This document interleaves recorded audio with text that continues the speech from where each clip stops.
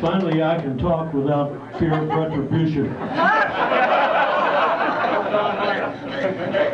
A number of years ago, Senator Joe Biden from my state opened his remarks by saying, "I feel a lot like the sixth wife of Henry VIII on her wedding night. I know what I'm supposed to do, but I'm not sure I can make it interesting." But anyway, when I went to WAKY, Bill had come to WKLO, and I went to WAKY this morning, man. And I've told a lot of people over the years that the high point of my illustrious radio career was Louisville. And then you stop to think, well, that same guy, all he had to look forward to every morning was getting up and going out and getting his brain stomped out by Bill Bailey. And that's exactly what happened. But he and I used to run into each other. We had some of the same favorite watering holes. And one of them was right across the street from the studios of WKLO. Do you remember that? Yeah, we used to get together there. And one night I went into my Bill Bailey imitations. And I used to be able to do him real good, or I thought I could. You know, like I said, here we are in Louisville trying to run a morning radio program. I hope the boss is listening so he can see that a little effort is being expended. And then you say, that young lady has legs just like I like them, one on each side. I said, see there, Bailey, I can do you, but you can't do me. And I will never forget his retort. He said, who the hell would want to?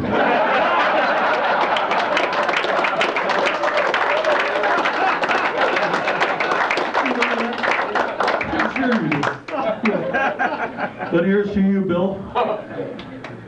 That is certainly deserved, and may you live forever. And may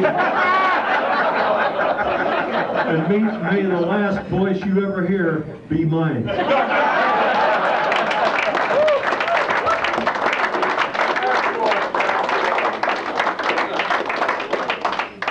Who's next?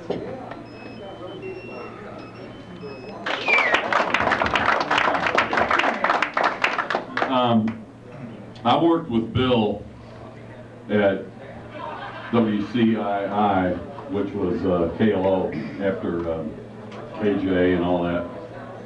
Worked in the afternoon, went by J.R. Kennedy, and I worked at KLO.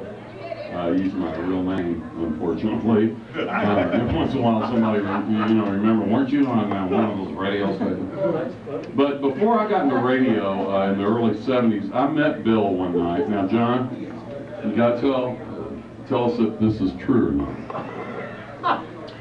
I doubt it. I had some friends who played in the band, and I went with them to Newman Lodge. This was 1967, I think. Now, ladies, please forgive me. It's not going to be too vulgar, but I do have to say something. So, Bill introduced the group. Us Four was the name of the band. I don't know if anybody remembers that. They had a song out. I think was it played locally? Alligator. You know, people used to get on the floor and squirm like an alligator and all that stuff. Well, anyway, Bill was bringing on the band that night. You know, doing a hop gig, and I was backstage with Bill for a while. You don't remember this. And I was probably 17 or 18. And I said, you know, sitting in that studio down there, it was KLO at the time, and I said, sitting in that studio with that showcase window, is anything strange ever happen while you're on the air? And he goes, no, not with me, but one night John Randolph was on the air, and these girls were standing out in front of the station, and this old grunt came walking along and pulled out his dog and started a-whacking on it. And John didn't know what to do, so he just picked up the phone and called the police. The police came, they put a blanket around him, and you know what? When they put him in the car, he was still a-whacking on it. Is that true? That is true. Okay. Your Honor, I rest my case.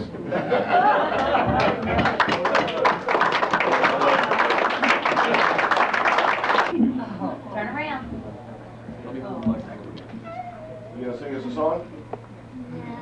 I'm not gonna talk about your grandpa, are you? Yeah. Okay, what are you gonna say? I love him very much, and he's the best. Well, what about me? Me too.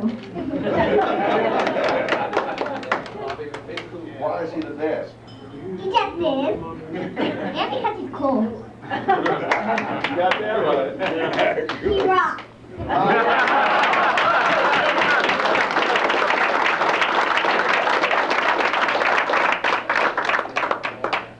And he's still the best if he's old. Give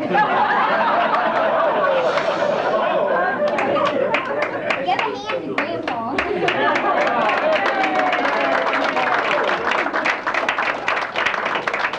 Try me, I'm going wacky.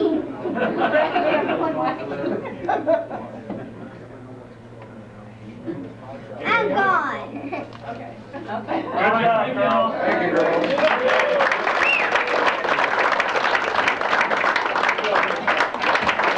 Hey, it was fun to sell Bill Bailey. Once I got into sales, getting Bill to meet with the client and to agree to say all of these things about the client, that was another experience beyond everything else. I do remember though, and I think Bill was a part of this or some of this, I remember when Bill Bailey first came to town, and of course we were the hot shots at Wacky Radio, and we all listened to him, and we said, no way. Isn't that great that he's over there? He'll never do anything.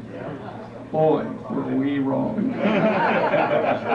Louisville as my father, and what you all heard on the radio is only half of what we got to hear at home. And I want to thank you for the life that you gave us, and thank you for being so damn funny.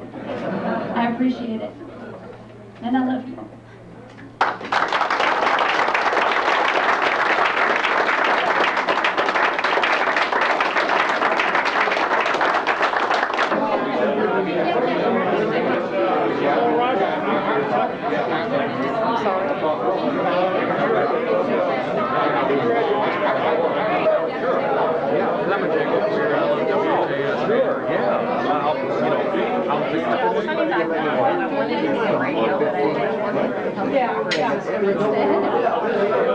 Nothing wrong with civil service because, you know, city or county.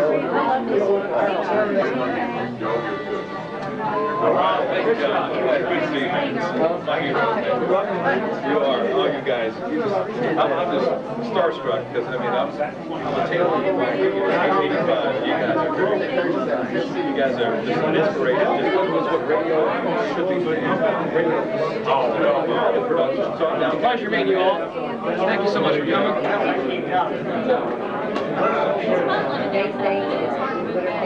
Good shape.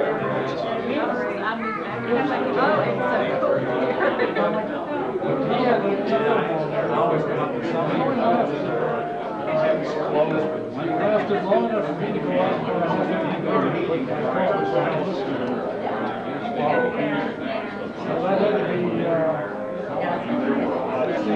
There's no tubes in it. Yeah, the Radio Shack. He was Radio Shack before Radio Shack. No, Allied was, they merged at one point. When Allied, they merged. Radio Shack was in Souls. He also had a reverb And Radio Shack, Allied, Bernstein Appleby, all the good ones. Most of them gone.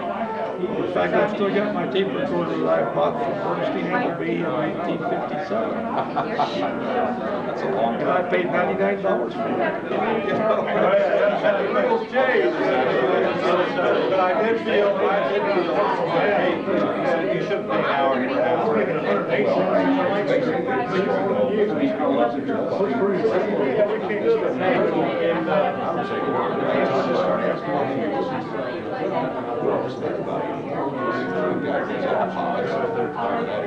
They've got iPods.